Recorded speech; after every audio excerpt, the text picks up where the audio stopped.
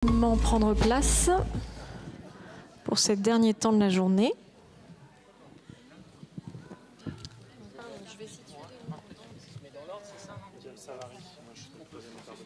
Pardon. Chanter. Oui. Bonjour. Ce qu'on peut faire, c'est se mettre dans l'ordre comme ça, ça simplifie la vie. Ouais. Si Olivier, vous vous mettez à côté de moi. Ouais. Super. Michael. Ouais, là, apparemment. D'accord. Super. Ben, on va attendre le go.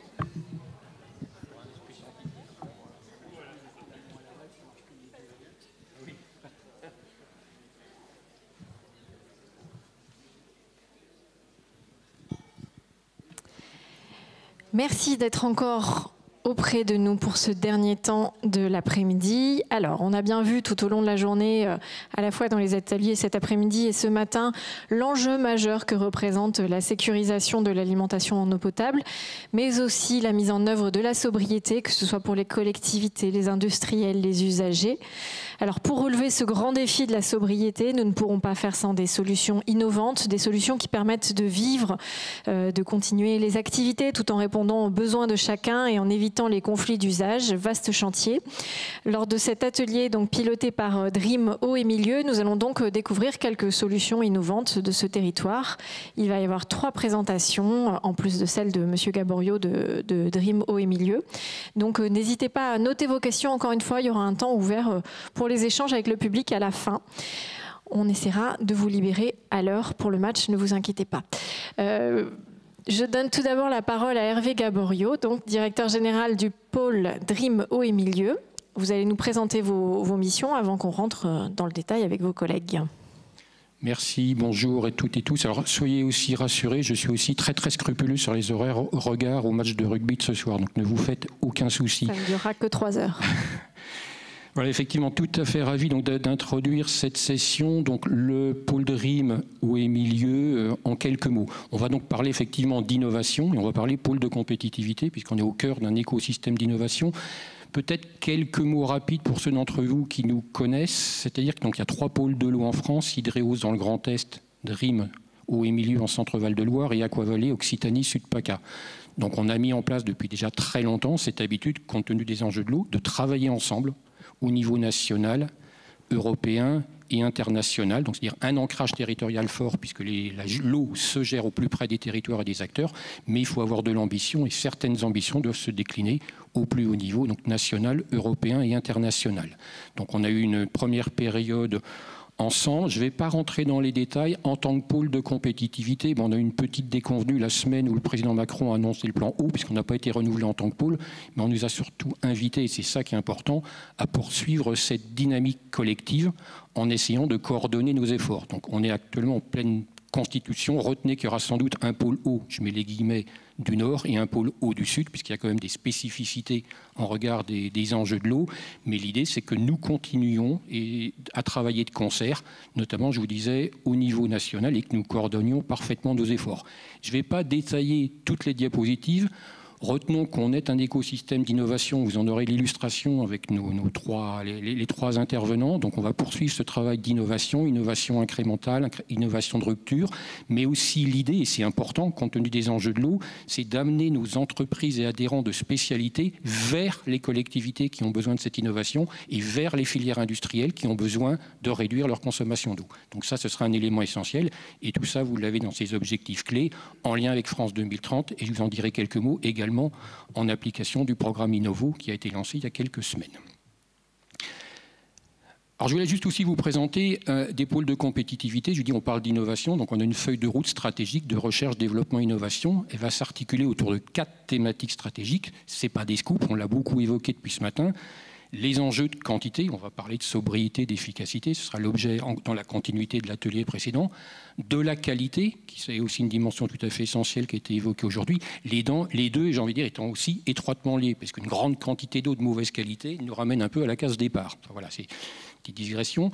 Ce qu'on a vu aussi aujourd'hui, qu'au-delà des aspects quantitatifs et qualitatifs, il y a toute la dimension connaissance. On a bien vu dans l'exemple de tout à l'heure, pour pouvoir réduire sa consommation d'eau, encore faut-il bien la connaître, avoir déterminé les consommations absolues, les flux, tous ces éléments-là. Donc, les éléments de connaissance qui peuvent permettre d'ailleurs d'objectiver les questions de partage, où là on retrouve les aspects de gouvernance, accompagnement du changement, on l'a vu aussi avec des exemples aujourd'hui, et également on a parlé de prix de l'eau ce matin, je trouve que c'était tout à fait intéressant, c'est les problèmes, on sent qu'il va falloir des nouveaux modèles économiques autour de l'eau, mais ça posera l'accompagnement de cette évolution.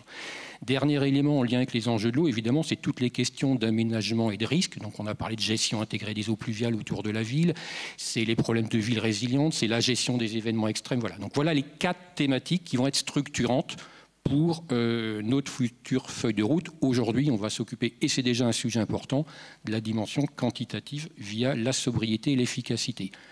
Je ne vais pas vous relire toutes les diapositives, ce serait trop long. C'est juste quand même rappeler, vous l'aurez en 2 diapositives, que cette dimension sobriété quantitative est très très présente dans les mesures qui ont été annoncées donc, par le président de la République le 30 mars 2023. Donc on parle de sobriété des usages de l'eau de toutes pièces. On a évoqué ce matin la question des prélèvements. Alors je ne parle pas de consommation, la réduction de 10% d'eau prélevée d'ici 2023. Les 50 sites industriels particulièrement sensibles qui feront l'objet de plans spécifiques. Les questions de planification. Point important, on l'a beaucoup vu et je pense que l'exposé d'Olivier Barrault le montrera. Je vous dis, je reviens sur la question de la mesure et de la métrologie qui est une condition de base déjà pour pouvoir ensuite mettre en œuvre des plans d'action. C'est présent dans le plan du président de la République. Les questions de ressources, on a parlé d'eau non conventionnelle, de stockage d'eau dans les périodes d'excédent. Voilà, je ne vais pas tous vous les détailler, mais là, les aspects quantitatifs sont évidemment bien présents dans le plan eau du président de la République. Alors, ce qui est intéressant, enfin, il y a plein de choses intéressantes, mais une en particulier, c'est que jusqu'à encore il y a 1 an ou 2, on nous expliquait qu'il n'y avait pas besoin de programme spécifique. Par exemple, on le voyait dans France 2030, on le voyait dans le PIA 4. Il n'y avait pas à proprement parler de plan spécifique pour l'eau, parce que l'eau est un sujet transverse, donc on nous disait il va être traité dans les différents sujets, les filières industrielles verticales, chacune va s'occuper de ces enjeux de l'eau. Je pense qu'il y a quand même un changement qu'on voit, c'est que ça ne suffit pas. Certes, il faut le traiter spécifiquement dans chacune des filières, mais il faut aussi des programmes spécifiques. Donc, par exemple, peut-être certains d'entre vous ont entendu parler de ce qu'on appelle le programme One Water au bien commun, qui est un programme de 10 ans, 50 millions d'euros, qui va être très structurant, focalisé sur l'eau au niveau des acteurs académiques. Et l'autre bonne nouvelle relativement récente, l'ADEME en étant l'instructeur, c'est qu'il y a un programme qui s'appelle Innovo, qui est donc un dispositif de soutien à l'innovation au service de la filière de l'eau. Donc là aussi, je ne vais pas le détailler. Rappelez que c'est dans le cadre de France 2030 et c'est l'ADEME qui en est l'opérateur. Donc là, je leur ai juste emprunté quelques diapositives qu'ils ont accepté très gentiment de me prêter. Parce que je dis, les choses se mettent en place, mais notamment pour les acteurs économiques, je ne peux que vous inviter à regarder de près. Ça peut aussi s'articuler avec les dispositifs que vous ont présentés les collègues de l'Agence de l'eau ce matin. Mais voilà, sur la partie spécifiquement innovation, il y a des choses tout à fait intéressantes, qui étaient un des objectifs, je vous dis, du plan du président de la République, puisque dans les ambitions, il y avait aussi de soutenir l'innovation. Donc ça vient en déclinaison. Retenez que dans Innovo, il y a 4 priorités stratégiques et on retrouve des aspects sur la ressource et également des aspects sur la partie quantitative et l'économie de la ressource. Donc ce que je vous ai mis, c'est spécifiquement cette diapositive que je ne vais pas vous lire puisque ce n'est pas l'objet aujourd'hui, mais vous y retrouverez le détail de ce qui est couvert dans le cadre de ce plan Innovo qui est ouvert cette année jusqu'à, je crois, décembre de fin d'année et il y aura d'autres appels par la suite. Voilà. C'est le moment. Et je me permets de dire que toutes ces diapositives qu'on n'a peut-être pas le temps de détailler, puisque tout est capté en vidéo, vous pourrez les retrouver dans quelques jours. Donc vous pourrez prendre le temps de lire tout ce que vous souhaitez et de re-regarder tout ça. Voilà. C'est pour ça que je me suis permis de vous mettre un peu plus de texte. Foot for thoughts, disent les Anglais, donc voilà, vous l'aurez. Juste peut-être 2-3 diapositives pour terminer. Je trouve que ça fait écho à des échanges qu'on a eus depuis ce matin, échanges très riches. Si on a coutume à dire, pour être à la hauteur des défis de l'eau, il y a un certain nombre de conditions. On est déjà sur des débats multi-acteurs. Et on l'a vu ce matin, c'est vrai dans l'entreprise, mais c'est vrai, par exemple, quand on parle gestion intégrée des eaux pluviales, il faut que l'ensemble des acteurs soient mobilisés, faute de quoi on peut avoir des problèmes à la fin. Il y a aussi un point qui est important dans ces débats qui peuvent être passionnés. J'ai entendu des mots ce matin qui suscitent vite des débats intéressants. L'importance, et pour nous, on a aussi des organismes de recherche et de formation avec nous, on a parlé du comité scientifique de l'Agence de l'eau, c'est d'objectiver les choix par des connaissances factuelles.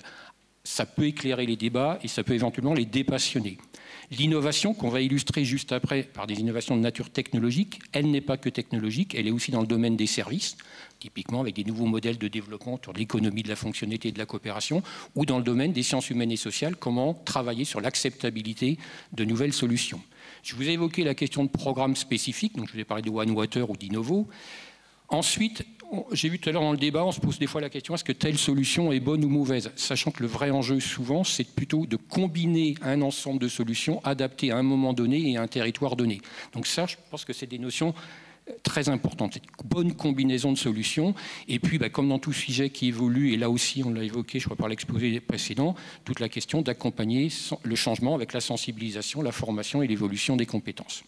Alors, des leviers, c'est juste une façon très très synthétique de reprendre ce qu'on a vu depuis un peu ce matin sur les leviers pour agir sur la quantité. On a parlé tout à l'heure, par exemple, je vais substituer les tours aéro-réfrigérantes par des procédés voie sèche. Je vais avoir en traitement de minerais un procédé de voie humide que je substitue par un procédé en voie sèche. Donc évidemment, réduire ce que je veux dire, la consommation absolue. Je vous ai mis les toilettes comme un exemple parmi d'autres, mais on change complètement de procédé, intrinsèquement consommant moins d'eau. Le deuxième point qui me paraît intéressant, alors on aura des exposés par des gens qui connaissent bien le mille en matière, évidemment, alors j'ai mon entité, c'est un territoire, c'est une usine, je vais évidemment essayer de constituer le stock dans ma boîte bleue et organiser un recyclage interne qui permettra de limiter d'autant les prélèvements sur la partie de gauche. Étant entendu, là aussi il y a quand même des réalités physiques, quand on parle de recyclage intégral, il faut à minima avoir les prélèvements pour compenser l'eau que j'exporte. C'est typiquement le cas d'une industrie agroalimentaire qui fabrique des sirops. Il faudra à minima qu'elle prélève l'eau pour pouvoir mettre dans les bouteilles de sirop qu'elle vend. Et l'autre point évidemment de levier, c'est outre le recyclage interne, c'est arriver à substituer des prélèvements de ressources sensibles par des ressources moins sensibles. C'est l'exemple qu'on a évoqué tout à l'heure avec les eaux pluviales qui peuvent se substituer à des ressources, par exemple, plus fragiles et plus sensibles. Et puis, l'hydrogéologue que j'ai appris à être avec les collègues du BRGM, il y a évidemment toute la dimension de favoriser le stockage de l'eau en travaillant sur le grand cycle de l'eau. Donc là, on va effectivement, c'est là où arrivent tous ces aspects de zones humides qu'on va bien refonctionnaliser, de zones qu'on va désimperméabiliser ou favoriser l'infiltration. Voilà très rapidement, grande typologie de leviers. Alors, et c'est ma dernière diapositive, avant de donner la parole aux collègues. Notre écosystème d'innovation, je vous dis quand on regarde les trois pôles, Aquavalais, Dream et Hydréo, c'est plus de 400 entreprises. Majoritairement, ce sont des PME de spécialité qui développent de l'innovation pour réduire la pression sur les ressources en eau.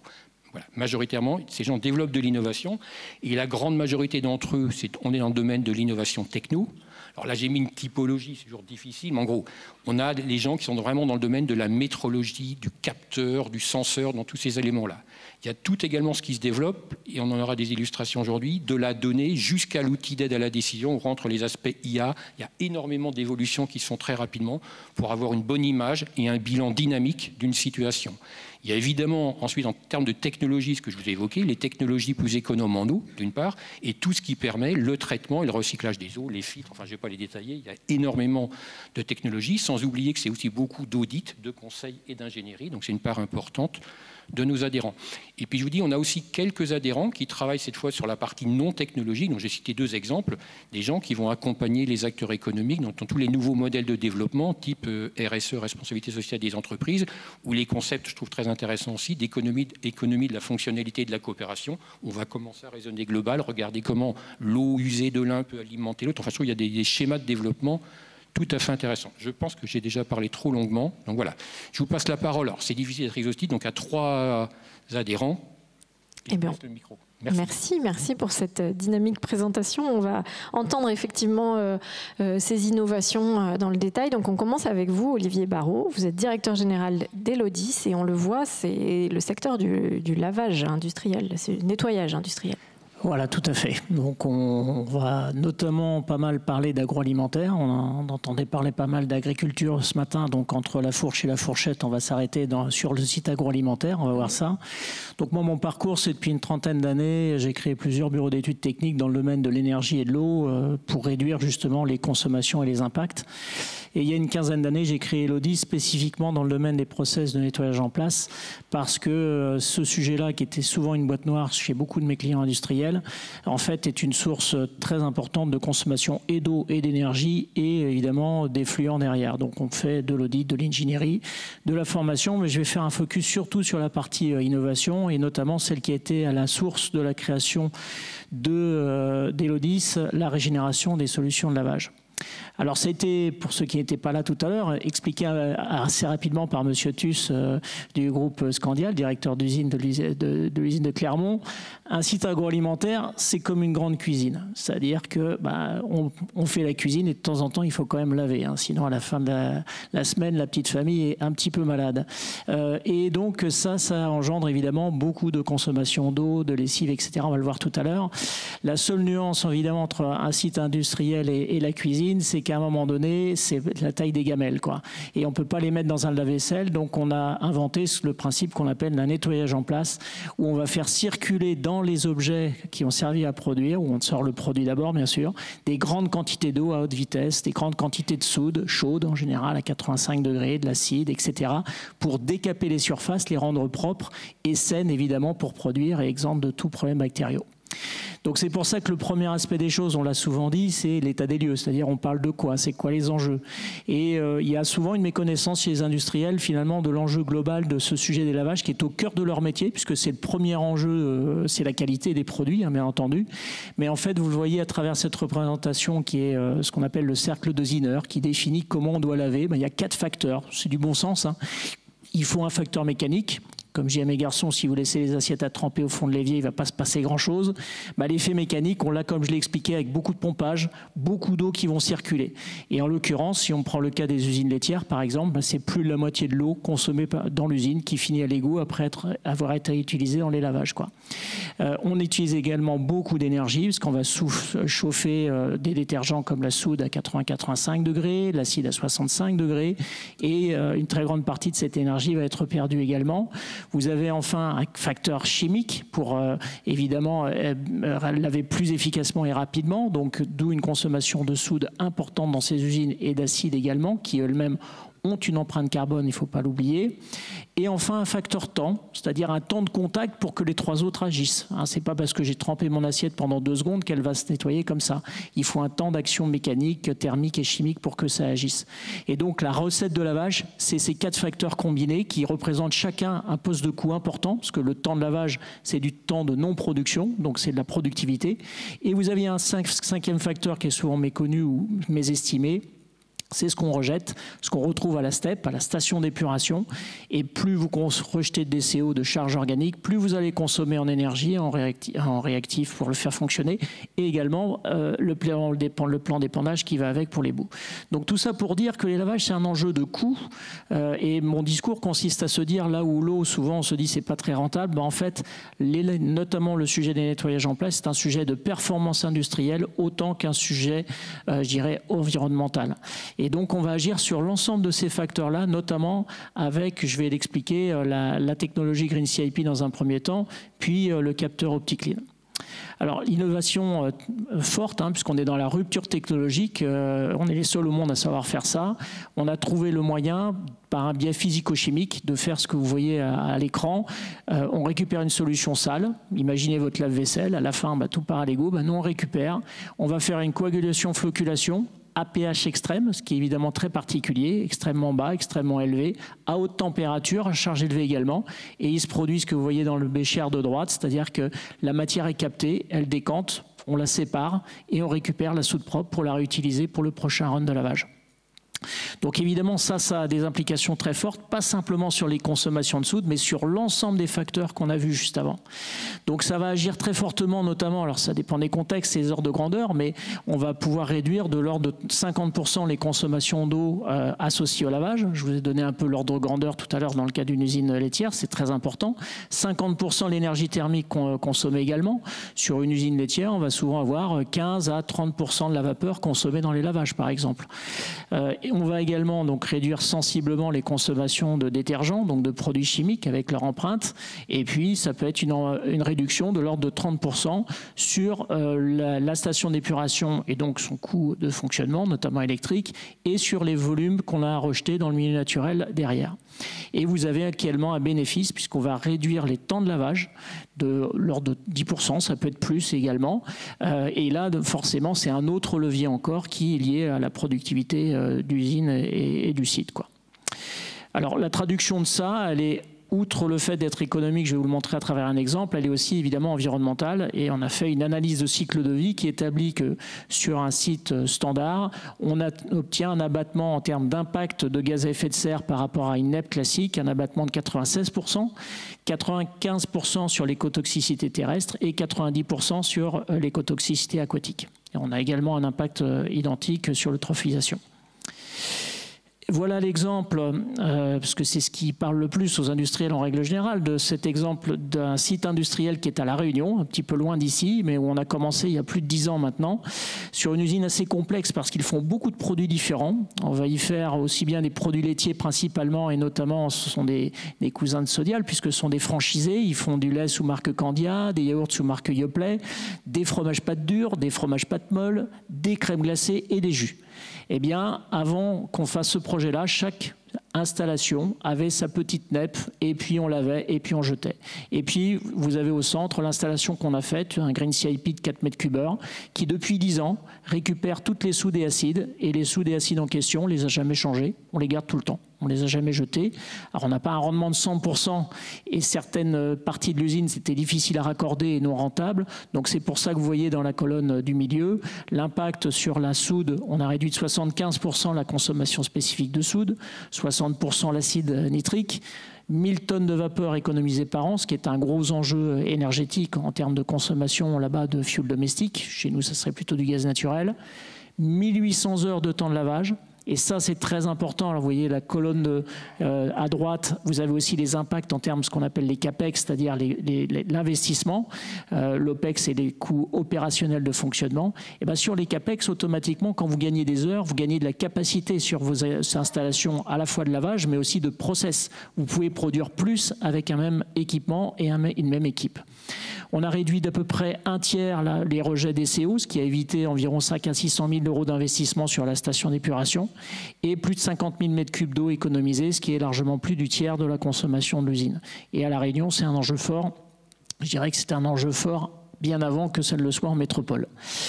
Voilà pour ce qui est de l'enjeu du Green CIP. Comme le temps m'est un peu compté, et s'il y a des questions, je reprendrai certaines choses tout à l'heure.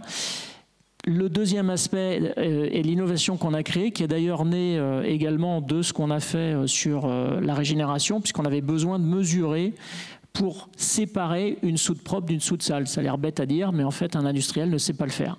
Et donc, on a développé le capteur qui est avec moi ici, qui est une sonde optique. Et ce que vous avez à l'écran, c'est ce qu'on appelle une NEP. Alors, vous voyez, c'est une série de cuves avec des tuyaux qui vont partir pour aller laver des équipements. Eh bien, on fait une mesure sur le départ, c'est le trait rouge que vous voyez sur le graphe. On fait une mesure sur le retour, c'est-à-dire après avoir lavé mon objet, je reviens. Forcément, je ramène de la crasse, donc j'ai un pic. Et le pic bleu que vous voyez au départ de la courbe représente la phase où je suis en train de nettoyer mon équipement, et quand je reviens à la normale, c'est fini. Donc là, je suis factuellement capable de dire mon lavage, il est trop long, mon rinçage, il est trop long, et donc je vais économiser de l'eau et du temps, et de l'énergie également. Donc là encore, j'illustre ça avec un exemple. C'est une usine Lactalis qui est à Laval, qui fait du yaourt, à peu près 100 000 tonnes par an. Sur ce site-là, qui a été assez précurseur, on a appliqué cette solution-là il y a déjà presque, ouais, même plus, il y a à peu près presque 10 ans. Donc on a équipé une ligne, 6 lignes d'une NEP, la NEP principale. Vous voyez qu'en 2018, on a réduit de 1000 heures les temps de lavage sur la phase soude, 88 heures par an sur l'acide nitrique, 247 heures. Alors ces heures-là, ça vous parle peut-être pas beaucoup, mais chaque heure de production gagnée, c'est énormément d'argent, d'accord? Alors évidemment, chaque heure, là en l'occurrence, n'est pas toujours de la productivité, mais à minima, c'est sur les utilités, le gain que vous voyez, c'est-à-dire à peu près 23 000 € par an, c'est les gains en eau, en énergie. Le gain sur la production, il vient en plus. Donc ça, c'était 2018. 2019, on est passé à 1800 heures par an et 8000 m3 d'eau économisée. et blackout. Ah d'accord. Bon derrière. Et 2020, on est passé à 3000 heures. Bon, heureusement, je les connais un peu par cœur. Et ça, l'autre incidence de ce sujet-là, parce que je raisonne toujours décarbonation de l'industrie. La décarbonation, elle n'est pas que sur la consommation directe d'énergie ou de produits chimiques, mais elle est aussi sur les matériaux qu'on va utiliser. Or, cette NEP qui comporte 6 lignes, c'est énormément d'inox, des tonnes et des tonnes d'inox et de matériel. Eh bien, si on avait fait ce projet-là dès le début, en économisant 3000 heures par an, il est fort probable qu'on n'aurait pas eu besoin de 6 lignes, mais peut-être de 5 ou de 4. Et donc, c'est autant d'investissements évités, c'est plusieurs centaines de milliers d'euros qui auraient été évités dans ce cas-là, sans compter évidemment toutes les consommations associées. Voilà pour ce qui est de ma partie, j'espère dans le bon timing, et puis au plaisir d'échanger avec vous si besoin. Merci beaucoup. Je suis certaine que ça suscitera encore des curiosités et des questions après coup. On va passer la parole à Michael Savary, directeur scientifique d'Aquasis. On dit bien Aquasis comme ça? Aquasis. Merci, et c'est à vous. Alors derrière c'est bon, et devant ça va suivre. Voilà, donc bonjour. Comme vous l'avez très bien dit, je fais partie de la société Aquasis. Donc on va parler aujourd'hui... Ouais. Du coup, je pense qu'on va rester sur l'arrière. Sur des technologies en fait, du numérique. Donc nous, on est vraiment sur des technologies du numérique. On est une société qui développe des logiciels informatiques. Donc là, c'est une technologie numérique pour aider la gestion de l'irrigation, en fait. Pour atteindre, on va dire, la sobriété en irrigation. Donc, quelques mots rapidement à propos d'Aquasis. Donc, Aquasis, comme je vous l'ai dit, on est un producteur d'une solution informatique. Cette solution informatique, elle a pour but d'intervenir au niveau des acteurs de 4 grandes familles, en quelque sorte. La première famille, c'est la gestion de bassins versants. Donc, vraiment gérer la quantité d'eau qu'on a dans les sols, dans les rivières, etc. Après, la deuxième famille, c'est plutôt les premiers utilisateurs de l'eau. C'est le service, par exemple, eau potable, pour produire l'eau potable, donc que ce soit, bien entendu, alimenté par l'eau superficielle ou l'eau souterraine. Et après, la dernière grande famille, c'est l'irrigation collective. Dans ces 3 grandes familles, on intervient de la collecte de la donnée, la transformation, la mise en base de données pour la centraliser, jusqu'à la transformation de cette donnée en écran avec des calculs d'indicateurs pour faire de l'aide à la décision. Faire en sorte de passer d'une donnée brute à une donnée interprétée pour que les utilisateurs puissent avoir des informations le plus rapidement possible et le plus concret possible face à leur métier, que ce soit donc la production d'eau potable, la gestion de bassins ou l'irrigation collective. Donc aujourd'hui, je suis là pour vous parler donc de l'irrigation collective. Et donc l'irrigation collective, en général, ça s'organise autour des OUGC. C'est des organismes uniques de gestion collective. Alors ces organismes, ils ont une délégation de la part de l'État pour gérer sur un territoire l'utilisation de l'eau pour les prélèvements agricoles. Donc gérer vraiment les préleveurs agricoles. L'OUGC, en fait, elle a 2 grandes missions. Dans un premier temps, en fait, elle a pour mission de gérer les autorisations qui lui sont données par la préfecture, les autorisations de prélèvement. Donc, c'est ce qu'on appelle les AUP, les autorisations uniques de prélèvement. Comment elle gère, en fait, ces autorisations uniques de prélèvement? En fait, elle voit avec les préleveurs agricoles quelle répartition de l'eau elle peut faire en répartissant à chacun. Et donc en fait, cette répartition, c'est ce qu'on appelle le PAR, le plan annuel de répartition. Et donc, comme je vous l'ai dit, c'est un plan annuel. Donc ce PAR est effectué en début de campagne, avant le lancement des campagnes culturales, pardon. Donc ce PAR est défini au début et après, au fur et à mesure de la campagne, les agriculteurs doivent faire en sorte de répondre à ce besoin, c'est-à-dire de ne pas prélever trop par rapport à ce qui leur a été autorisé. Et à la fin, une fois que cette campagne est terminée, l'OUGC a une deuxième mission, c'est de faire un rapport annuel pour voir s'il y a eu un dépassement ou non, surtout pour montrer qu'il n'y a pas eu de dépassement des prélèvements autorisés par la préfecture. Et à ce moment-là, on repart à nouveau dans un autre processus où on fait un nouveau plan annuel des répartitions, etc. Donc ça se reproduit chaque année. Là, ce que je vais vous présenter, c'est un exemple cadré sur ce que fait donc l'OUGC du Vaucluse avec l'outil qu'on a développé qui s'appelle MEDO. Donc l'OUGC du Vaucluse, en quelques chiffres assez rapidement, c'est 270 communes. Donc c'est, comme vous pouvez le voir sur la carte, un OUGC qui prend un grand territoire géographique. Ça s'étale sur 2 régions, 4 départements. Donc c'est vraiment quelque chose qui est assez complet. Vous m'excuserez, par contre, il y a une petite erreur sur le diapo. On n'est pas à 2500 préleveurs, on est plutôt à 1000, 1100, 1200 préleveurs individuels au niveau de ce territoire. Donc c'est vraiment quelque chose de très conséquent et comme vous pourrez le noter, en fait on n'est pas que sur de l'eau souterraine, on est sur de l'eau superficielle, sur des sources, des puits, des forages, donc c'est une diversité de l'origine de l'eau qui est assez conséquente et qui amène une complexité assez importante de par en plus le nombre de préleveurs qui sont sur le territoire. Concrètement, pour schématiser un petit peu ce fonctionnement de l'OUGC, vous avez ce schéma qui permet de voir un peu à différents niveaux, donc l'agriculteur, l'OUGC et les autorités. Alors quand on parle d'autorité, c'est la préfecture ou les agences de l'eau. Et à quel niveau ils interviennent, dans quel processus. Donc vous avez déjà deux grandes parts. Vous avez la définition du plan annuel de répartition dans un premier temps. Et ensuite, dans un second temps, durant la campagne ou à la fin de la campagne, c'est le suivi des consommations et le bilan annuel. Comment ça se répartit? Déjà, dans un premier temps, il y a une déclaration de la part des agriculteurs sur leurs besoins. C'est-à-dire que les agriculteurs vont faire un dossier en disant ben voilà, moi j'ai besoin de tant de volume parce que je fais telle culture, etc. Et ces dossiers sont envoyés à l'organisme, donc l'OUGC.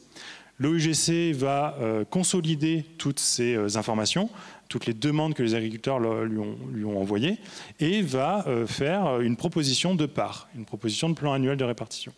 Ce part est ensuite envoyé aux autorités, donc à la préfecture. La préfecture étudie les demandes de l'OUGC et va revenir vers l'OUGC soit en leur disant ben, « très bien, le part est accepté » ou alors ben, « le part n'est pas accepté, il faudrait le modifier ».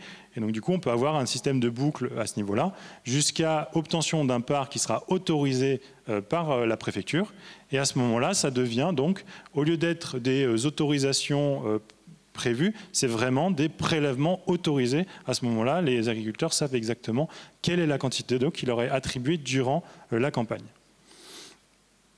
Donc ça, c'est comment fonctionne le système à l'heure actuelle. Et après, du coup, durant la campagne, les agriculteurs doivent régulièrement, alors après ça, malheureusement, ça dépend des organismes des OUGC, les agriculteurs doivent relever des compteurs pour dire, ben voilà, ce mois-ci, j'ai prélevé tant d'eau, ce mois-ci, j'ai prélevé tant d'eau. Dans certains OUGC, c'est des relevés annuels. C'est-à-dire qu'à la fin de l'année, on regarde si les agriculteurs ont bien respecté les prélèvements ou non. Et c'est ce qui va permettre ensuite de faire le bilan sur, ben voilà, les agriculteurs à l'échelle du bassin ont prélevé tant d'eau par rapport à ce qui a été autorisé, etc. Donc maintenant, comment sont définis dans un premier temps typiquement les besoins, comment les agriculteurs font pour définir leurs besoins? Et bien, tout simplement, ils ont des grilles qui leur permettent de, enfin des grilles, des modélisations en tête qui leur permettent de savoir ben, si jamais ils ont telle culture, telle surface, qu'ils ont un sol de tel type, qu'ils utilisent tel système d'irrigation, et bien en fait ils vont savoir combien ils vont avoir droit au niveau de l'eau. Et bien entendu, tout ça, c'est, comme vous le voyez, en fait, c'est assemblé au niveau du part et en fait, c'est assemblé vraiment à l'échelle globale. C'est-à-dire qu'on regarde par rapport aux autorisations globales, est-ce qu'on respecte ou non. Mais alors, en quoi le numérique peut intervenir là-dedans? Eh bien, en fait, c'est très simple. À l'heure actuelle, par exemple, les déclarations des besoins, c'est soit fait sur des tableurs Excel, soit fait en version papier. C'est les organismes, les OUGC, qui doivent saisir un petit peu toutes ces informations sur ordinateur. Donc, ça peut être assez complet. Assez complexe. Donc nous, en fait, avec l'OUGC du Vaucluse, en quoi on a apporté une solution numérique qui leur a permis de simplifier leur démarche? Eh bien, dans un premier temps, on leur a apporté 4 grands modules dans l'application. Déjà, il y a un portail web pour les irrigants. Donc ce portail web, typiquement, ça permet aux irrigants de saisir, non pas sur papier ou sur Excel, mais de saisir sur un outil déporté leurs besoins en prélèvement. Donc là, ils peuvent vraiment dire, pour telle culture, telle surface, j'ai besoin de tant d'eau. Et ils ont même des aides, par exemple, qui leur disent, bah voilà, donne-moi un petit peu toutes tes informations et moi, je te dis à peu près combien tu as besoin d'eau. Ça leur permet de simplifier un petit peu leur démarche. Donc déjà, ça permet de rendre la déclaration préalable beaucoup plus rapide et la transmission de cette information beaucoup plus rapide également. Ensuite, il y a un portail web manager. Donc le manager, c'est pour l'organisme, donc l'OUGC. Ce portail web, ça permet à l'OUGC de récupérer automatiquement toutes les déclarations des agriculteurs qui sont faites en temps réel et donc en gros de les agréger automatiquement sur une base de données. Il n'a plus besoin de s'embêter à saisir à nouveau tout ce que les agriculteurs lui ont envoyé. Il a toutes les informations en direct. Et il peut même aussi assister les agriculteurs à travers un système de support, en quelque sorte. Si jamais un agriculteur n'arrive pas à saisir son dossier, il peut l'aider à saisir son dossier, alors qu'avant, il fallait prendre rendez-vous, etc. Donc c'était beaucoup plus complexe.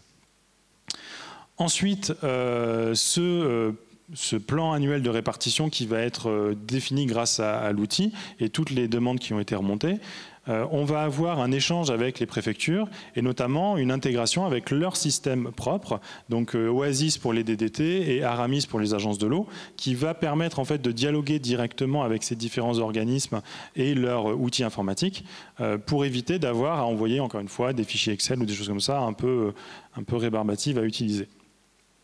Donc ce processus, une fois qu'il est terminé, que le plan annuel de répartition est validé, on peut remonter ces informations avec les volumes prélevés sur le portail de l'irrigant. Et donc l'irrigant va voir sur son outil informatique, sur son portail directement, quelle est son autorisation. Et il va pouvoir la voir en temps réel. Et il a aussi également une application mobile, donc le 4e point, c'est l'application mobile, qui lui permet par exemple sur le terrain déjà de voir aussi quels étaient donc ces prélèvements autorisés qu'il avait, mais aussi potentiellement de pouvoir relever ses compteurs. Et comme ça c'est un vecteur en fait d'amélioration pour plutôt que l'agriculteur nous donne ses prélèvements une fois dans l'année parce que c'est compliqué de tout et d'envoyer un mail ou de téléphoner, etc. Mais là en fait il a juste à prendre son application mobile, saisir la valeur de prélèvement qu'il a sur son débitmètre. Et c'est remonté directement en fait, à l'OUGC. Donc c'est aussi un vecteur qui permet de simplifier les échanges et d'améliorer la quantité d'informations qu'on lui amène. Et bien entendu, je ne parle pas, ou je vais faire très rapidement, on peut aussi s'interfacer avec des compteurs connectés qui à ce moment-là en fait, évitent complètement à l'agriculteur d'avoir besoin d'aller faire ses relevés. Et on a des compteurs qui relèvent régulièrement la donnée et l'OUGC a cette donnée assez régulièrement. Donc c'est vraiment une idée de simplification et d'amélioration des échanges qu'il peut y avoir. Alors maintenant, qu'est-ce que l'irrigation, qu'est-ce que la sobriété ou l'efficience vient faire dans tout ça? En fait, à l'heure actuelle, quand on parle de sobriété, on peut le voir sur 3 niveaux. On a dans un premier temps l'efficience, on a dans un second temps la modération, et en dernier temps, c'est pas le pire, mais bon, c'est vraiment la solution de dernier recours, c'est l'effacement. Alors l'efficience, c'est quoi? L'efficience, c'est faire en sorte qu'avec un volume donné, on ait un rendement le plus important possible. Ou alors, si on vise un rendement, le faire avec le moins d'eau possible. Ça, c'est l'efficience. La modération, c'est faire en sorte que, finalement, on a un volume limité, on va l'optimiser par rapport à la surface agricole qu'on a, mais du coup, on aura un petit peu moins de production parce qu'on va devoir limiter potentiellement la surface irriguée. Et l'effacement, c'est vraiment, on arrive à un moment où on a tellement peu de volume à un moment donné qu'on est obligé d'arrêter d'irriguer et de faire une perte de production. Alors à l'heure actuelle, en fait, ça intervient à quel moment? Vous voyez, typiquement, dans un premier temps, on a l'encadrement des prélèvements. L'encadrement des prélèvements, ça peut nous permettre de voir à quel moment on sera dans de l'efficience ou à quel moment on sera dans de la modération. Et après l'effacement, il intervient à quel moment? En fait, c'est en cours de campagne. Vous êtes tous au fait des arrêtés sécheresse qu'il peut y avoir durant l'été, mais les agriculteurs, à des moments, les arrêtés sécheresse, parce que ça n'avait pas été prévu au bon moment, ils n'avaient pas prédit un petit peu ce fonctionnement, et en fait ils ont un arrêté sécheresse qui les oblige à faire un effacement total, mais c'est un effacement forcé à ce moment-là, parce que du coup ils n'ont plus le droit de pomper. L'idée, en fait, au niveau de la sobriété, c'est de faire en sorte que ce soit un choix de la part de l'agriculteur d'être dans l'efficience, la modération, voire carrément que l'agriculteur se dise, en fait, cette année, je vois que ça va être vraiment trop compliqué, donc je préfère directement me faire un effacement et prévoir tout de suite ma campagne et prédire un petit peu ce problème que je vais avoir, mais dès le début, être conscient de ce fonctionnement. Parce qu'à l'heure actuelle, en fait, ce fonctionnement de AUP au début et puis d'arrêté sécheresse en cours qui tombe à un moment donné qu'on n'avait pas forcément prévu à l'avance, En fait, ça arrive un petit peu à ses limites, et notamment avec tout ce qui est dérèglement climatique. Parce qu'en fait, on a une faible proactivité, c'est-à-dire que quand l'arrêt sécheresse y tombe, ben on est obligé d'arrêter. On ne peut pas faire autrement, c'est voilà, l'arrêté sécheresse, il est là, vous êtes obligé d'arrêter. Alors que si on avait pu le prévoir un petit peu à l'avance, on aurait pu réduire une culture pour sauver une autre, etc. On aurait pu un petit peu s'adapter. Donc voilà, il y a des choses à améliorer, et surtout dans le contexte de dérèglement climatique qu'on a à l'heure actuelle. Et donc nous, à Aquasis, on travaille énormément maintenant en fait, sur la R&D, sur l'innovation autour de cette proactivité. Faire en sorte qu'on ne soit plus face au changement, mais qu'on fasse en sorte d'accompagner le changement. Typiquement, ça passe dans un premier temps par l'attribution des autorisations. Est-ce que si on prend toutes les cultures, toutes les déclarations que les agriculteurs ont fait, est-ce qu'on envisage une campagne culturelle qui va être en accord entre ce qu'on a besoin et ce que la ressource va être capable de nous donner? Déjà, ça va être un premier point. C'est qu'est-ce que va être capable, enfin de quoi la ressource va être capable face au dérèglement qu'il peut y avoir. Il y a aussi une question d'anticipation, parce que c'est bien de se dire, bon ben voilà, je pense qu'on va avoir besoin de temps et je pense que la ressource va pouvoir nous permettre de temps. Mais le mieux, c'est d'avoir des modèles qui nous permettent d'anticiper justement ces disponibilités de ressources. Et donc là, on part sur des modélisations hydrologiques, hydrogéologiques, avec de l'intelligence artificielle, qui vont prendre en compte justement tout ce qui est système de dérèglement climatique pour permettre aux OUGC et aux agriculteurs indirectement de se dire, ben voilà, en fait, non, c'est sûr que ce plan annuel de répartition, cette année ne va pas être possible parce qu'on est dans une année sèche, on est dans une quinquennale sèche, ou alors, au contraire, oui, ça va être possible parce qu'on est dans une quinquennale humide. Donc vraiment avoir des modèles d'anticipation de ces besoins et surtout de cette disponibilité. Après, comme je vous l'ai dit, à l'heure actuelle, on dit, ben voilà, au début, on a le droit à tant de volume et à la fin, on a consommé tant de volume, mais entre-temps, il n'y a pas beaucoup de modulation.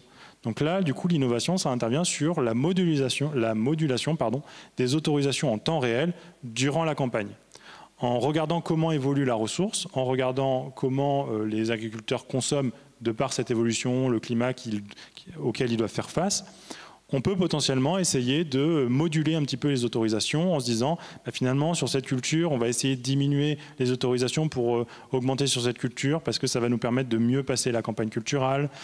Ça peut aussi être tiens finalement est-ce que le reroute ça pourrait pas nous permettre de nous apporter une quantité d'eau qu'on a vraiment besoin et que la ressource ne peut pas nous apporter, et des choses comme ça. Tout en faisant attention aussi à si jamais on prend quelque chose qui vient du reroute, ne pas le retirer de la ressource naturelle d'un autre côté. Ça, c'est d'autres débats, mais voilà, il faut vraiment regarder ça à l'échelle globale. Et après, comme je vous l'ai dit, l'idée de la modulation des autorisations, c'est en cours de campagne de faire des restrictions, mais vraiment ciblées.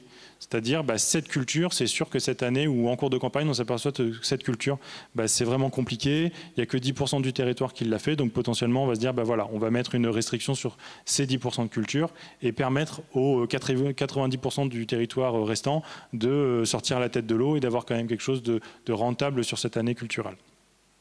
Et après, on peut envisager aussi, si jamais on dit, tiens, cette culture, on dit non, mais par contre, après, on peut envisager des contreparties.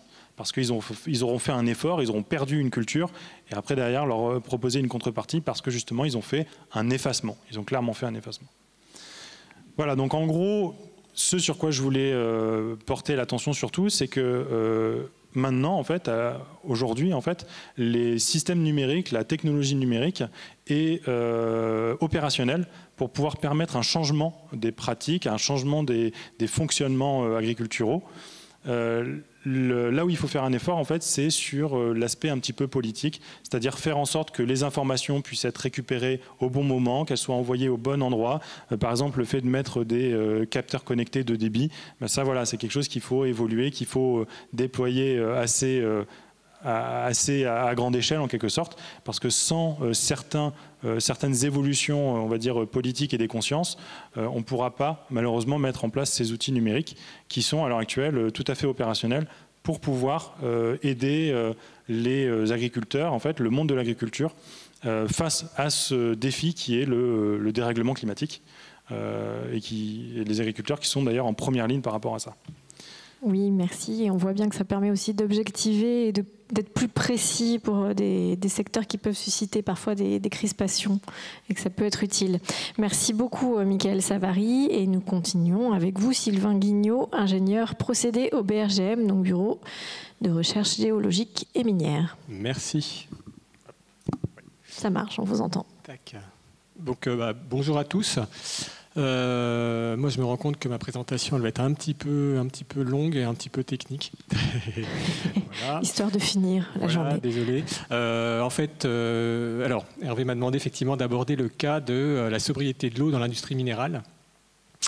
Alors, je ne suis pas un grand sachant du domaine, mais je me suis mis dans l'exercice effectivement de présenter un bref aperçu des principaux enjeux, en fait. Industrie, alors je vais faire le focus sur l'industrie minière, mais ce dont j'ai parlé s'applique également à l'industrie minérale, donc les carrières. Alors, toc. Déjà pour placer un peu le cadre, alors ça se résume en une phrase en fait. L'usage de l'eau dans une opération minière, c'est une consommation d'eau extrêmement importante et qui va être en augmentation dans les années, les décennies à venir. Alors, quelques illustrations. Si on prend par exemple Alors, ce petit graphique représente la consommation d'eau associée à la production d'un kilogramme, par exemple, de fer ou de cuivre, ou de nickel, ou de cobalt, de terres rares ou de lithium.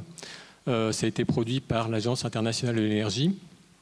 Et ça nous indique, par exemple, si on prend le lithium, donc métal dont on entend beaucoup parler, dont on va continuer à entendre parler, ça nous indique qu'on a à peu près besoin, en moyenne, de 0,77 m3 par kilogramme de lithium produit.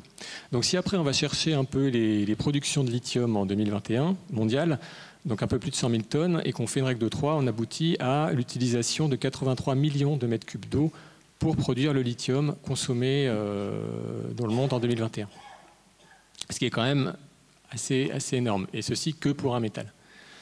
Deuxième petite illustration, cette fois-ci, c'est le cuivre chilien. Puis alors, pourquoi le cuivre chilien? Parce qu'il est extrêmement bien documenté, c'est un peu une question de facilité, et aussi parce que le Chili est le deuxième producteur mondial de cuivre, derrière la Russie. Produit à peu près 25%, un quart en fait, du cuivre mondial. Et alors donc, la Commission chilienne du cuivre publie régulièrement des statistiques et des prospectives pour nous dire un peu, essayer de suivre un peu la consommation d'eau associée à la production de cuivre. Et donc, on voit qu'en 2022, il fallait 630 millions de mètres cubes d'eau pour produire un quart du cuivre consommé. Donc c'est relativement gigantesque. Donc ça, c'est un peu pour situer le cadre, pour vraiment insister sur le fait que ce sont des consommations qui sont très très importantes. Alors, maintenant, à l'échelle d'une opération minière, l'exploitant, lui, il est confronté à différents types d'eau. Parfait. Donc, il a des eaux, on va dire, qu'on va appeler des ressources primaires, donc avant usage, ici. Ça recouvre à la fois des eaux de surface et des eaux souterraines. Donc les eaux de surface, bien évidemment, c'est les lacs, les retenues d'eau, mais ça peut être aussi selon l'endroit où est localisée la mine. Par exemple, dans les latitudes un peu nordiques, ça peut être aussi les précipitations neigeuses. Ça peut entrer en ligne de compte, ça peut être utilisé par l'exploitant. Donc cette eau de surface est accessible et ne nécessite pas trop de traitement pour être utilisée dans le procédé de récupération du métal dans la mine, des métaux dans la mine. Donc, eau relativement accessible. Ensuite, on a les eaux souterraines, donc les aquifères, et quelquefois les eaux qu'on est obligé de pomper pour accéder aux cavités dans laquelle est le gisement duquel on extrait le métal. Donc les eaux de dénoiement des cavités, donc l'eau, là, cette fois-ci, est un petit peu moins accessible. Et pour l'utiliser, il faut des pré-traitements un chouïa plus complexe, donc éliminer bien évidemment tout ce qui est colloïdes, particules fines, et souvent diminuer la salinité, la force ionique. Donc ça, c'est un peu les ressources primaires pour un exploitant minier. Après, l'eau est utilisée dans le procédé d'extraction des métaux. Et l'eau, après, peut être réutilisée après usage. Elle peut être réutilisée directement en sortie du procédé. Et dans ce cas-là, elle nécessite des traitements très poussés. Alors, soit elle est réutilisée directement, soit elle est rejetée dans le milieu naturel. Dans ce cas-là, il faut effectivement des traitements d'élimination des solides, de décomposition de matière organique, d'abaissement de la salinité, mais également de précipitation de métaux lourds dissous, voire parfois aussi l'élimination de micro-organismes. Et puis l'eau après usage, elle peut être non pas rejetée dans le milieu naturel, mais mise en lagune, dans des immenses bassins de stockage, des bassins de résidus, le temps que tout décante et qu'on puisse en récupérer une partie de l'eau surnageante. Et dans ce cas-là, pour être utilisée, elle nécessite également un certain nombre de traitements. Alors en fait, cette diapo, c'est surtout pour illustrer le fait qu'à l'échelle d'une opération minière, la gestion de l'eau n'est pas forcément des plus simples, puisqu'il faut prendre en compte des facteurs quantitatifs, quel volume je vais utiliser, de quelle source, et également qualitatif, quelle est la composition chimique de mon eau, est-ce qu'elle ne va pas trop perturber la performance de mon procédé. Et faire souvent un arbitrage en fait, entre ces différents flux, presque en temps réel, quoi, au moins à la journée. Alors ensuite, donc, en termes d'enjeux, donc le premier enjeu, bien évidemment, pour l'opérateur minier, c'est un enjeu économique. Il s'agit d'avoir accès à la quantité d'eau dont son projet a besoin au coût le plus bas. Donc là, derrière ça, il y a deux idées. Il y a l'idée de la quantité et il y a l'idée de la qualité. Au coût le plus bas, ça veut dire sans avoir besoin de traiter trop et donc d'engager des coûts de traitement. Quand on dit après avoir la quantité d'eau dont il a besoin, bien évidemment, on se doute que le coût de l'eau est beaucoup plus important dans des régions un peu arides.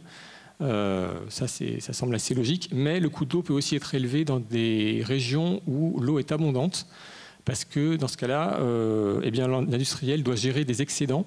Il subit des excédents d'eau dans ses lignes de procédé, ce qui peut l'amener à devoir construire des installations supplémentaires et à devoir pomper des quantités phénoménales d'eau, etc., etc. Et ça représente un coût, en fait. Donc ça, c'est les enjeux économiques. Bon, c'est effectivement le premier. Après, une mine, une exploitation minière, c'est pas un bloc isolé, autonome, isolé de tout. Ça s'inscrit dans un environnement.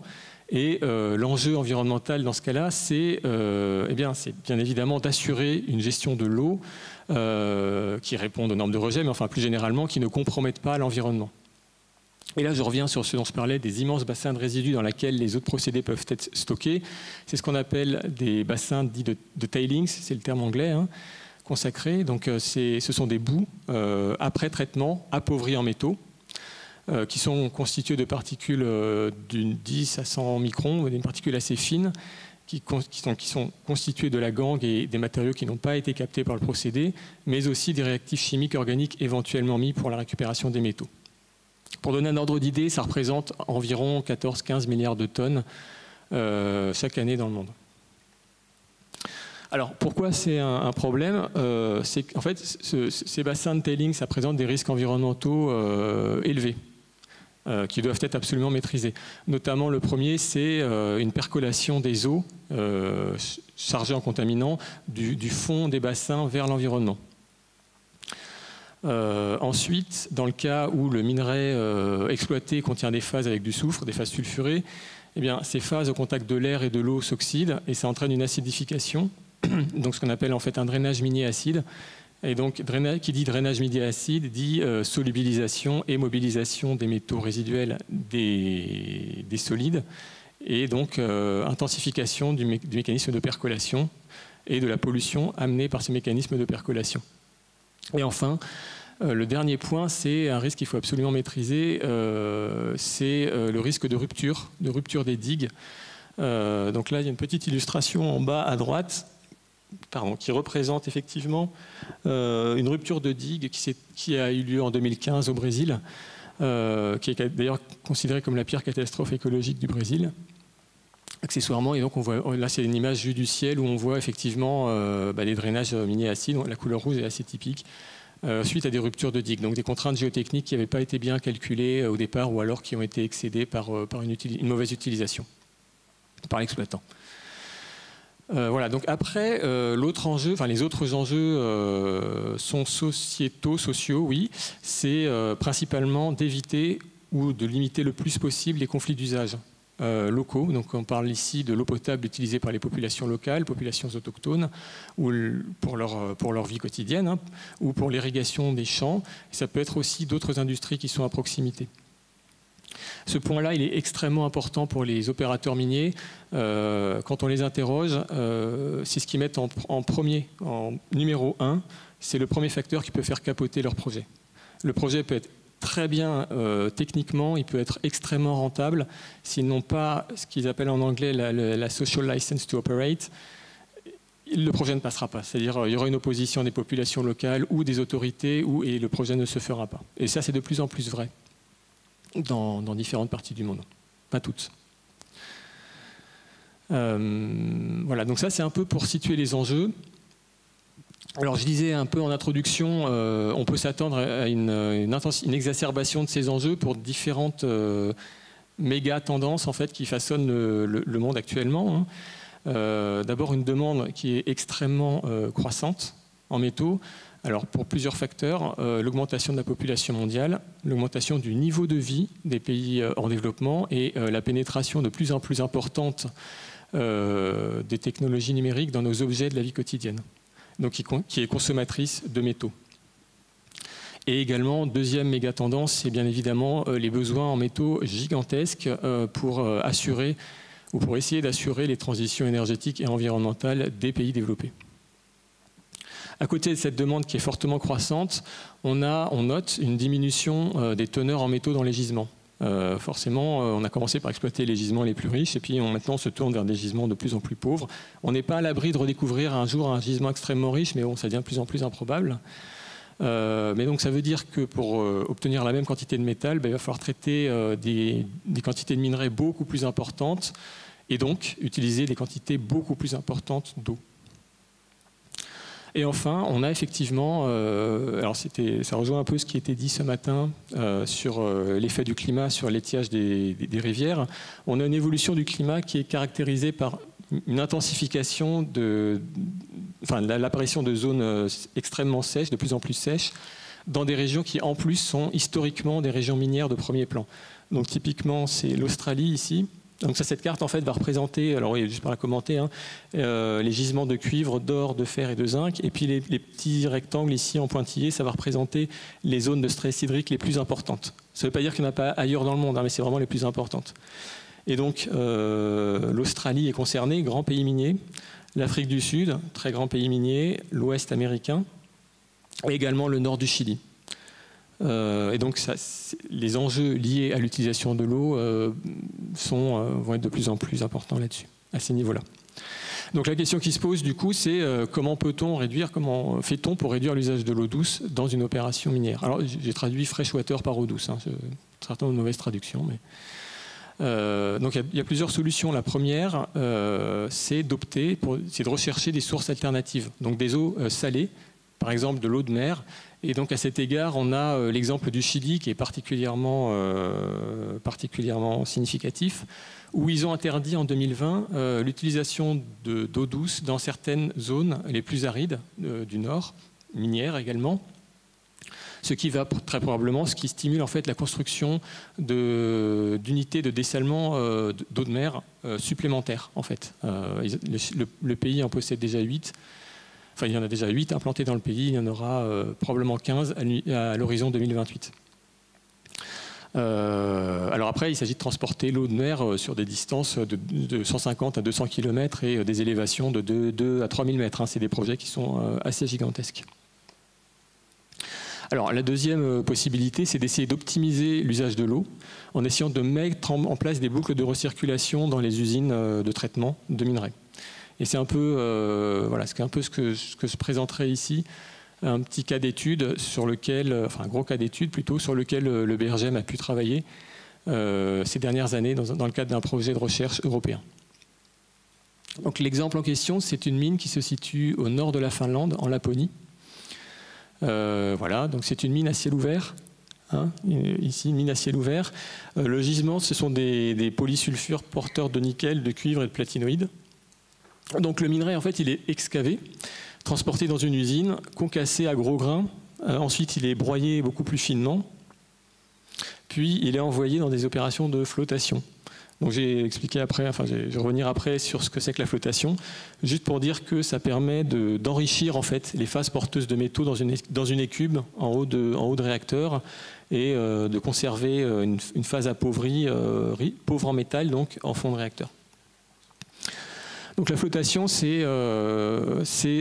été ce qu'on appelle une Key Enabling Technology, c'est-à-dire ça a été développé début du XXe siècle principalement, et ça a permis la récupération de cuivre en très grande quantité et l'électrification, en fait, la construction des réseaux électriques des pays développés. Donc ça a été ce qu'on appelle une Key Enabling Technology.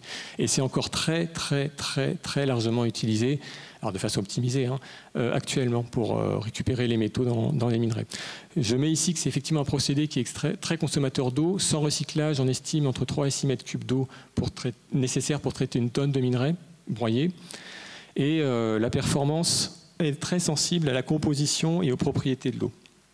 Alors pourquoi ce FES? Donc la flottation du minerai, je disais, c'est une technique de séparation de phases dans laquelle en fait on va chercher à rendre les phases porteuses de métal hydrophobe et les phases pauvres, la gangue, hydrophile. Donc pour ça, on prend le minerai, on le met en pulpe, on ajoute tout un tas de molécules pour faire ce que je viens de dire, en fait, mettre les particules de métal hydrophobe et les particules de gangue hydrophile. On va ajouter des agents moussants et on va injecter de l'air à haute pression en bas de cuve. Ce qui fait que les particules de minerais porteuses de métal sont hydrophobes, vont s'accrocher aux bulles, vont être entraînées vers le haut de la cuve, tandis que la gangue va rester au fond. Et donc après, en raclant ou en récupérant l'écume en surverse, on obtient une phase enrichie en métal. Alors, on a vu donc effectivement il y a une énorme question de formulation pour mettre en place ce procédé. Il y a tout un tas d'interactions, je ne vais pas rentrer dans ce schéma, il y a tout un tas d'interactions qui peuvent s'établir entre les constituants du système, donc entre le solide de valeur, la gangue, les bulles d'air et parfois aussi, et souvent même, les micro-organismes, des bactéries qui sont présentes dans l'eau. Toutes ces interactions étant modulées par et fixées par le pH, le potentiel redox, la température, bref, les propriétés de l'eau utilisée. Donc c'est un système qui est très complexe à décrire. L'optimisation de tels systèmes se fait plutôt par démarche de plan d'expérience plutôt que d'essayer de poser des modèles physiques. C'est extrêmement complexe. Et donc si on envisage de mettre en place une boucle de recirculation, c'est-à-dire de partir de la sortie de la cellule de flottation, de filtrer, de récupérer l'eau et de la réutiliser, on peut s'attendre effectivement à l'accumulation d'un certain nombre de composés dissous ou colloïdes, et donc en fait à l'établissement d'autres mécanismes réactionnels, au déplacement d'équilibre thermodynamique. Enfin bref, en gros, si on veut prendre un peu de recul, on va perdre totalement le peu d'informations qu'on avait sur le système, et donc ça va être difficile de contrôler le procédé de flotation et donc d'en contrôler les performances. Et donc, dans le cadre du projet en question, nous, on a cherché néanmoins à développer une sorte de guideline, enfin de livre de guideline, j'ai pas le terme en français, pour dire un peu voilà qu'est-ce qu'il faudrait évaluer, quelles études il faudrait mettre en place pour évaluer, pour mettre en place ces boucles de recirculation. Sur 3 sites miniers, donc celui de Finlande, un site au Portugal et un site en Afrique du Sud. Donc je ne rentre pas dans le détail des techniques, plus dans les aspects de méthode.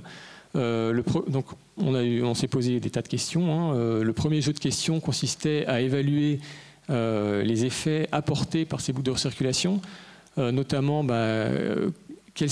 comment la composition chimique des eaux est modifiée lorsqu'on fait ces boucles de recirculation. Est-ce qu'on peut identifier des composés qui ont un effet beaucoup plus important, alors positif ou négatif, sur les performances, c'est-à-dire les taux de récupération de la flottation? Est-ce qu'on peut après définir des intervalles de concentration pour ces constituants? Et cerise sur le gâteau, est-ce qu'on peut même expliquer pourquoi ce qui se passe, donc par quel mécanisme tout ceci se passe. Donc pour répondre à ça, les méthodes qu'on a mises en place, ce sont des méthodes de modélisation des propriétés thermodynamiques, géochimiques des solutions, pour comprendre un peu l'évolution de la composition chimique lors de la mise en place des boucles de recirculation, mais aussi des analyses type machine learning, pour essayer de détecter un peu des corrélations entre les paramètres et donc guider après les études expérimentales d'identification des mécanismes. Ces études expérimentales, elles ont été mises en œuvre par tout un tas d'essais de flotation dans des cellules labo petite échelle. Et bien sûr, tout ceci a été caractérisé, analysé par des techniques poussées, donc caractérisation des propriétés des interfaces et des solutions.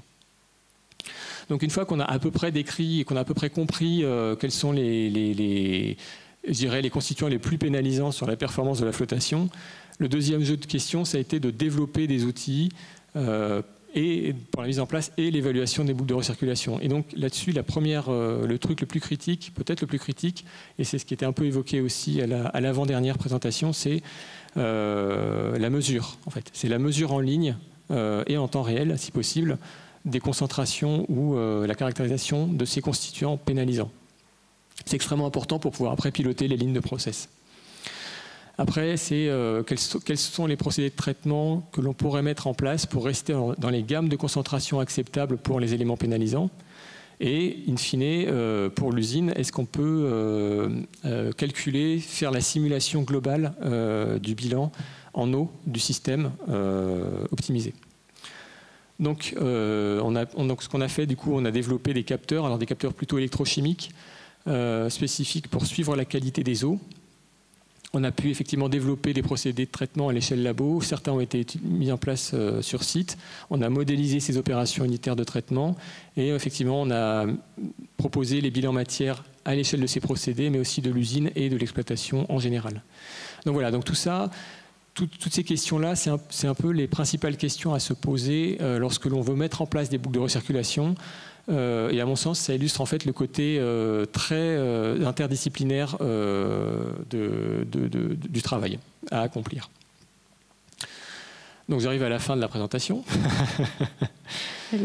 Alors, donc je vais juste en résumer les principaux points. Donc, on a vu effectivement que l'eau, l'accès à l'eau, c'est un enjeu extrêmement important. C'est une vraie ressource pour l'exploitation d'une mine, que la consommation mondiale actuelle est importante et amenée à croître dans les années à venir. Et que donc, en corollaire, les groupes miniers consacrent des budgets extrêmement importants de R&D, et je dis bien de R&D, il y a beaucoup d'efforts de recherche fondamentale pour trouver des ressources alternatives et ou optimiser l'usage de l'eau douce. On a vu que l'optimisation, cet aspect d'optimisation d'usage de l'eau douce, elle est corrélée au contexte géographique et hydrogéologique de la mine. Dans les zones arides, cette optimisation est une nécessité pour pouvoir réaliser le projet, des projets qui s'inscrivent sur 10, 15, 20 ans, voire plus. Et c'est une nécessité aussi pour le réaliser, entre guillemets, socialement, entre guillemets encore, éviter les conflits d'usage. Dans les zones humides, c'est une opportunité de diminuer les coûts d'extraction de l'eau, mais ça peut être aussi une obligation pour répondre à des réglementations environnementales. Donc on a vu que l'optimisation, ça fait appel à des études avancées, assez poussées, relativement complexes et surtout au cas par cas, parce que ça dépend, c'est vraiment cas spécifique, ça dépend de la mine, du procédé, de tout un tas de facteurs. Et ça fait appel effectivement à la fois à des aspects de compréhension des mécanismes et de mise en place d'outils. Donc un travail de recherche, de chercheurs et d'ingénieurs procédés. Alors juste pour terminer sur un petit point qui a été souligné lors de la discussion de l'atelier 2, effectivement, il y a quand même...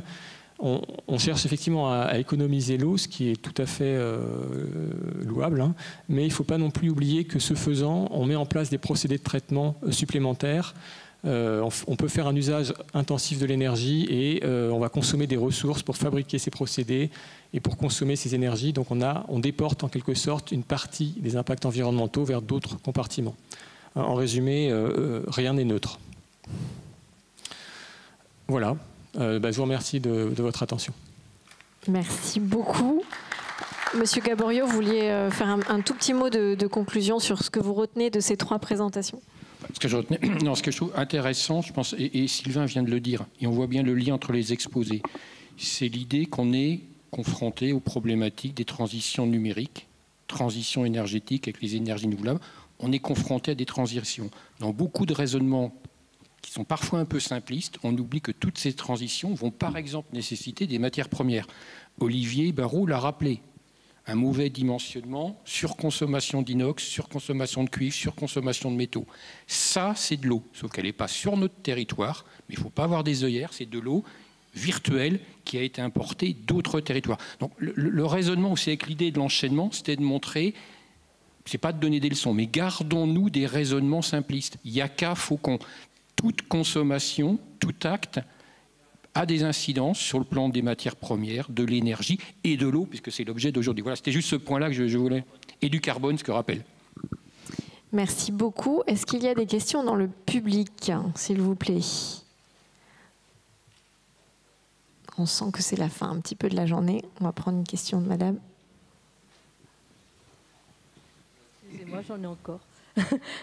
Oui, moi, ma question était pourquoi, comme vous travaillez en fait sur les conséquences et pas sur les causes, est-ce que vous avez envisagé, pour un travail sur les conséquences, comment on pourrait dépolluer par la phytoremédiation, par les plantes, quoi? Je ne voudrais pas... Sachez que l'un n'empêche pas l'autre. Donc, par exemple, au sein de l'écosystème DREAM, il y a également donc, des gens qui travaillent, par exemple, sur tout ce qui est l'épuration végétalisée des eaux. Donc, tous les systèmes non collectifs d'épuration, par exemple, avec les systèmes de filtres plantés de roseaux. Il y a aussi dans l'innovation, c'est par exemple, je pense, tout ce qui est zone de rejet végétalisée. Donc, typiquement... Alors, ce n'est pas contradictoire avec les stations d'épuration, mais la station d'épuration fait son job et les eaux vont vers des zones renaturées qui vont permettre de poursuivre les processus d'épuration en se nourrissant des processus naturels. Donc, c'est des choses, effectivement, où il y a là aussi des recherches et de l'innovation dans ces domaines-là. Et ce n'est pas contradictoire avec des procédés plus intensifs. Si je peux me permettre, travailler sur l'épuration, c'est travailler sur les conséquences et pas sur les causes. C'est-à-dire que le problème à la source, pour moi, une station d'épuration, c'est un constat d'échec. Ça veut dire qu'on n'a pas soit su résorber à la source le rejet, le déchet, ou le contrôler, le maîtriser, quoi. Donc la priorité des priorités, ça a été rappelé à plusieurs reprises, c'est la règle de 3 R. Le réduire, le reuse et le recyclage, quoi. Le traitement final, et c'est pour ça que le reuse présente un intérêt, et c'est bien qu'on ouvre ce champ-là, mais ça doit être quand même la dernière extrémité. Moi, je l'ai vu sur une installation, une très grosse usine de bière, Carlsberg, au Danemark, qui ont été très précurseurs. La totalité des eaux de leur station d'épuration est réutilisée, y compris en process, pour faire de la bière. Bon, ils ne feront pas de la pub là-dessus, parce que ça marche moins bien, semble-t-il. Mais ils sont évidemment conscients que de faire ça, ça coûte beaucoup plus cher, parce qu'ils ont fait ces investissements-là, que de travailler en amont à la source pour essayer de résorber toute cette charge qui va arriver fatalement et devrait être traitée après, quoi. Donc les traitements végétaux, à La Réunion, je parlais tout à l'heure de La Réunion, on a une usine en embouteillage qui ne fonctionne que là-dessus. On est en train de faire aussi une usine dans la pâtisserie-viennoiserie dans le pays nantais pour les boulangeries Ange qui sont présentes un peu partout en France. Il se trouve que cette usine-là s'est implantée sur un site d'une ville où il y a uniquement un traitement végétal qui est fait des effluents. Du coup, ça a mis une pression terrible dans le projet de construction de cette nouvelle usine qui a conduit, ce qui n'est pas du tout traditionnel dans une activité comme celle-là, à mettre tous les procédés sur des principes de nettoyage en place les plus sobres possibles et en résorbant au maximum tout ce qui peut l'être en termes de rejet, volume et en termes de charge. Donc de toute façon, on est toujours meilleur quand on a une contrainte entre les reins. Merci beaucoup. Une autre question, monsieur? N'hésitez pas à vous présenter pour qu'on situe l'origine de la question. Merci, bonjour, Vincent Escarzaga, société Decadox.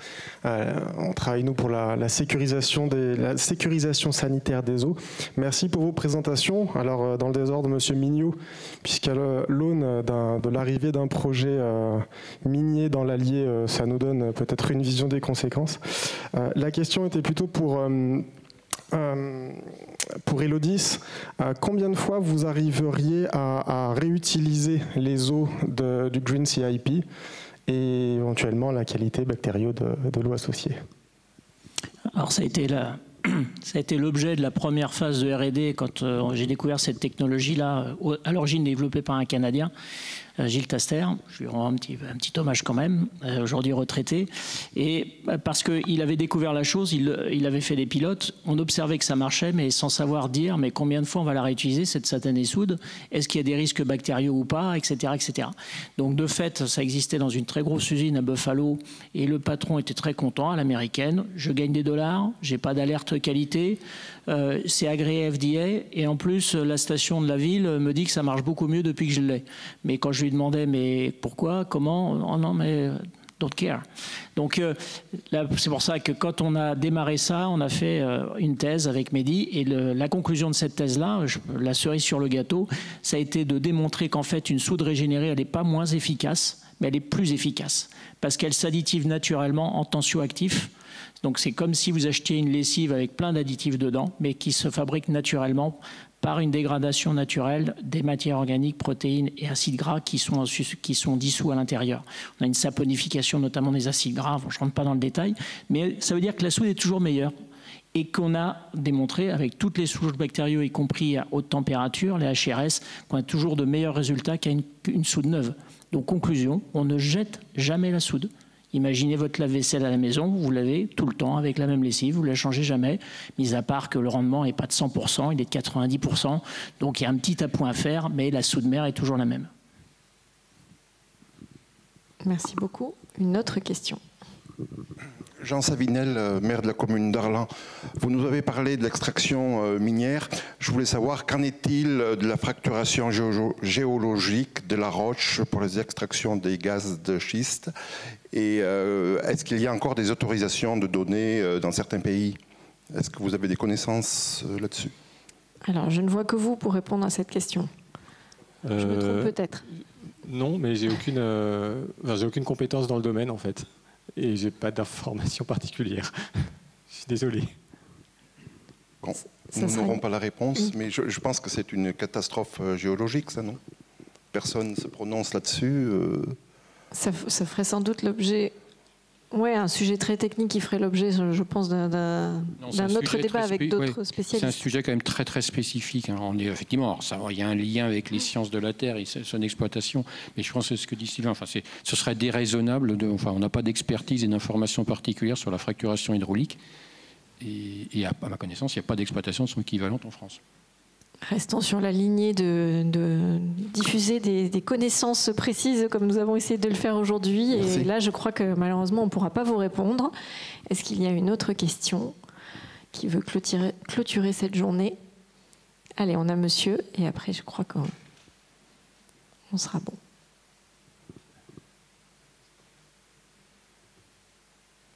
Juste pour rebondir sur la question que monsieur vient de poser, dans la région, ancienne région Auvergne, on n'est pas concerné par la fracturation que vous avez évoquée, mais on est concerné par plusieurs projets de géothermie profonde.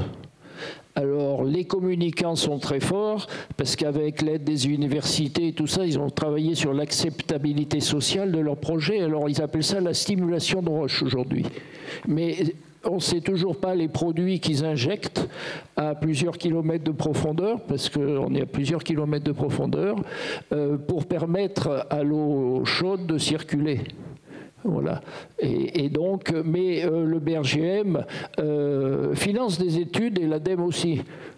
Donc, vous pouvez avoir des données sûrement. Juste un point, monsieur. Le BRGM ne finance rien. Le BRGM est un établissement public d'expertise pour qui est les scientifiques et experts du BRGM, mais le BRGM ne finance rien. Alors ça, je peux vous mettre.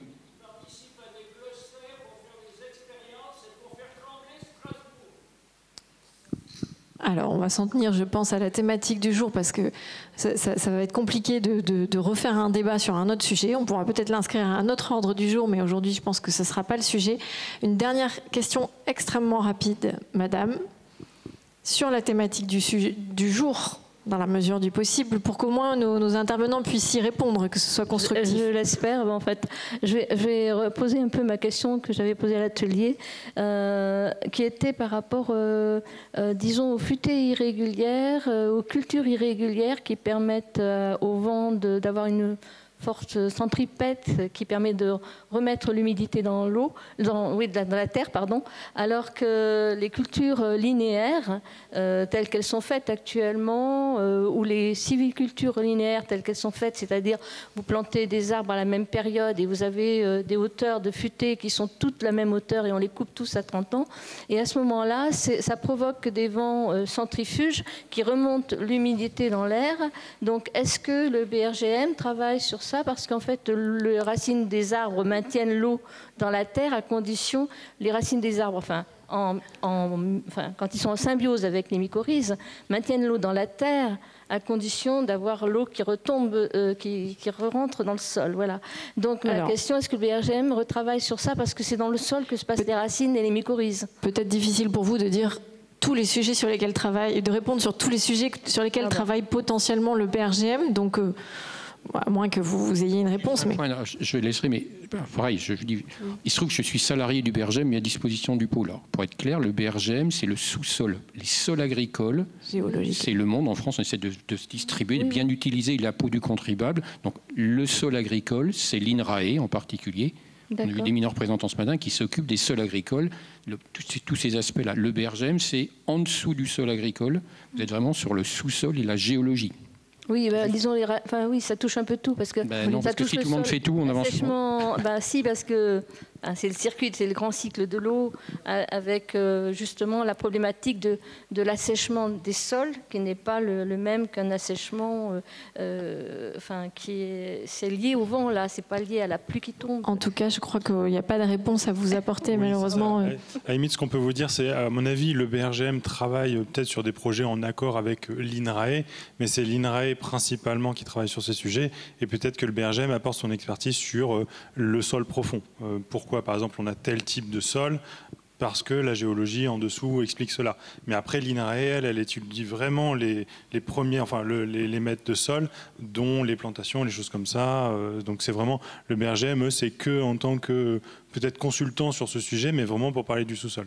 Sinon, c'est vraiment l'INRAE qui pourra vous répondre à cette question.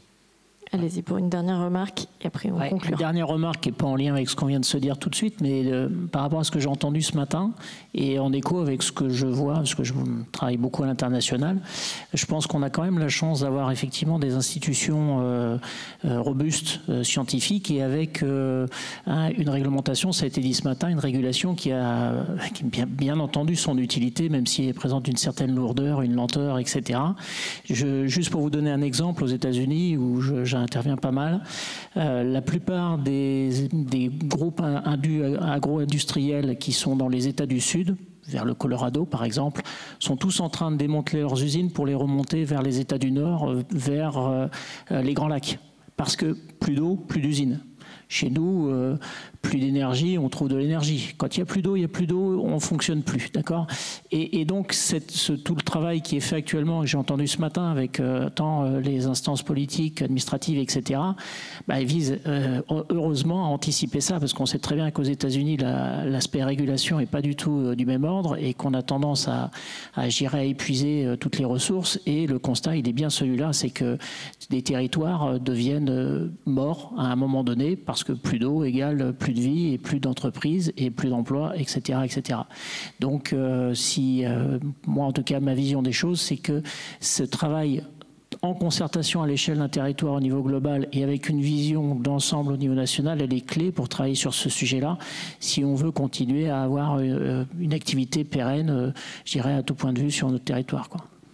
Merci pour ce rappel utile, et on voit à quel point, pour revenir sur vos 4 interventions dont on vous remercie, on voit à quel point l'innovation, la donnée, la recherche peuvent être au service de l'anticipation et de la sobriété. Donc merci encore à tous les 4 pour cette fin de journée, et c'est la fin de cette très riche et passionnante session de conférence. Pour clôturer l'événement, je tiens à remercier l'association Cyclo pour l'organisation de cette journée, Jean-Claude Lasserre, son président, pour la confiance, et Caroline Braun pour la préparation de ces conférences. Et merci à ceux qui ont co-organisé cette journée au sein de l'Agence de l'eau Loire-Bretagne, de Vichy Communauté, de Clermont-Auvergne Métropole et du pôle DREAM Eau et Milieu. Merci aussi aux intervenants et à ceux qui les ont accompagnés en amont pour préparer cette journée. Et merci à vous pour votre écoute et vos questions, ainsi que la technique tout au fond, on vous remercie. Et comme vous l'avez constaté, grâce à eux, souriez, nous sommes filmés. Les vidéos de ces conférences sont à retrouver dans quelques jours, le temps de mettre tout ça en ligne sur le site, sur plutôt la page YouTube de l'association Cyclo. Vous pourrez revoir toutes ces slides qu'on avait envie parfois de creuser, sur lesquels on avait envie de passer du temps. Et j'en profite pour pour conclure, pour vous dire que le prochain salon professionnel cyclo se tiendra à Aix, en Provence, donc cyclo Provence-Alpes-Méditerranée, les 29 et 30 novembre prochains. Et peut-être, nous l'espérons, se dessine une édition à Vichy en novembre 2024. Donc guettez la confirmation. Et nous aurons grand plaisir à vous y retrouver. Je vous libère et puis allez les Bleus et bonne soirée.